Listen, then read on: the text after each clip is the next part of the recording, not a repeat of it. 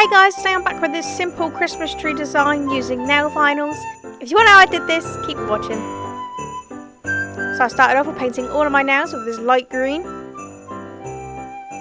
And then because I am using nail vinyls, I'm applying a quick dry top coat. And about 20 minutes after that dried, I'm just applying these striped vinyls from Twinkle Tea in a triangle pattern on my nail. Make sure to rub them down so that they're flat on the nail. And then with this green shimmer polish, I'm just painting the space of the triangle. And while the polish is still wet, I'm just peeling off those vinyls for crisp lines. And then with this is my favourite Christmas polish. It's from the Grinch collection from China Glaze last year.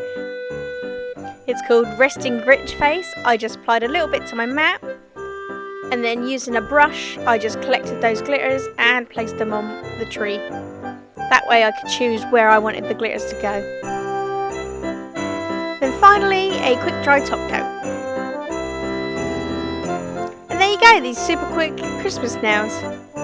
If you like this, give this video a thumbs up, leave a comment below, and subscribe good. Thanks so much for watching, bye!